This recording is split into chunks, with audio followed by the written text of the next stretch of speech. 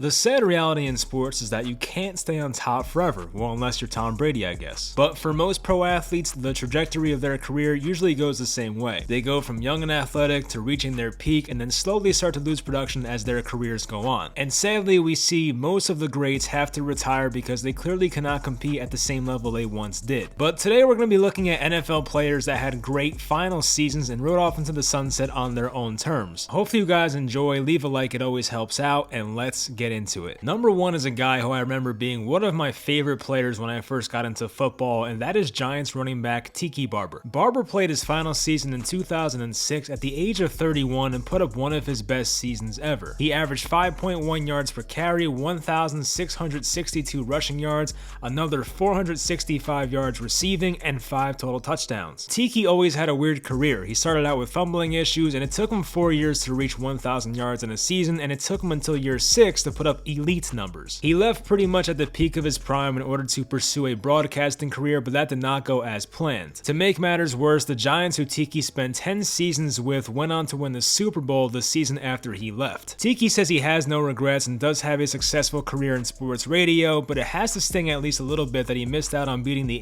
18-0 Patriots a year later. We all know the story of quarterback Kurt Warner. From bagging groceries to the Arena Football League to winning a Super Bowl, winning multiple MVPs, and going on to have a Hall of Fame career. When Warner joined the Arizona Cardinals in the later stage of his career, it was not all sunshine and rainbows. He had a mediocre first couple years there and even was benched for Matt Leinart, but eventually Warner shined in his time as a Cardinal. They had the Super Bowl appearance in 2008, but Warner stuck around for 2009, his age 38 season. Warner in his final year threw for 26 touchdowns, had a 66 completion percentage, 3,700 passing yards, and that went along with a 10-5 record as well. Warner's career ended in a blowout loss to the eventual Super Bowl winning Saints, but he definitely went out still playing at a high level in his final 3 seasons. Next we have another running back, and like Tiki Barber, he retired at a young age. That of course is Barry Sanders. The Hall of Famer rushed for nearly 1,500 yards and 4.3 yards per carry and 1,700 scrimmage yards in his final season at the age of only 30. The year prior, Sanders rushed for over 2,000 yards in his age 29 season, but he had retired just a year later because he no longer had the desire to play. Sanders could have easily played a few more years, but unfortunately for him, his time in Detroit was mostly spent losing in the wildcard round or not making the playoffs at all. Despite retiring early, he'll go down as one of the top 5 running backs to ever step foot on an NFL field. Next on our list, we have the 1997 Heisman Trophy winner who had 16 years in the NFL and recently got inducted into the Hall of Fame. In 2015, at the age of 39, Charles Woodson put together a very impressive season for the Oakland Raiders. After playing cornerback majority of his career, he made the transition to safety in his last few years, but still found a way to play at a very high level. During that 2015 season, Woodson had 5 interceptions, 9 passes defended, 1 forced fumble, and 74 tackles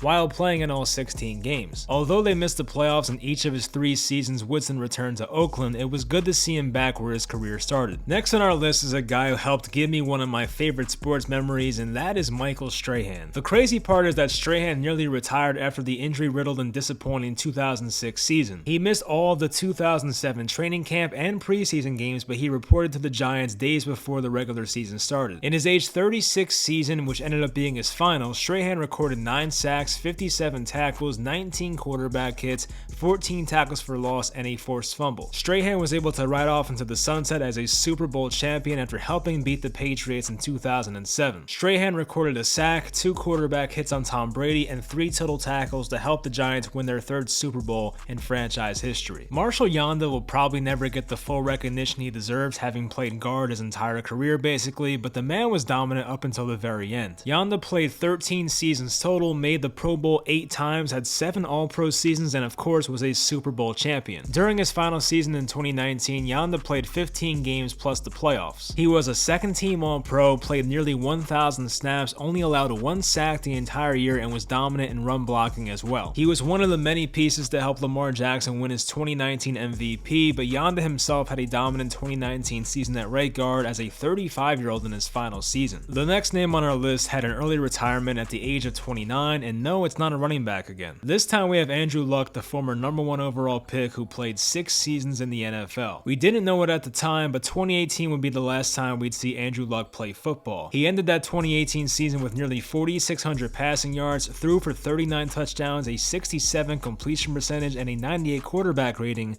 that helped the Colts go 10-6 that season. It did not top his 2014 season, but Luck was still in the top 5 quarterback discussion right before he retired. Unfortunately, his list of injuries kept piling up, and Luck did not want to deal with rehab anymore. He was on pace to be a surefire Hall of Famer, but we'll probably never get to see that now. At least for Luck, he can say he walked away on a high note after having one of his better seasons in the NFL. Last on the list, we have a recent Hall of Fame inductee, although he only played in 9 seasons and called it quits by the age of 30. Calvin Johnson was one of the most dominant players we'll ever see in football. At 6'5", 237, the man could run like the wind and also had the ability to catch balls over 2 or 3 defenders with ease. It was rumored that Johnson was contemplating retirement towards the end of the 2015 season, and on March 8th, 2016, he officially announced he was done. At his peak, Johnson put up absurd numbers, including his masterful 2012 season where he had 122 catches and 1,964 yards, which both led the NFL. But during his final season in 2015, Johnson was still putting up really good numbers. He had 88 catches, 1,214 yards, and 9 touchdowns while playing in all 16 games. In his final game during a meaningless January game in Chicago, Megatron caught 10 passes for 137 yards with a touchdown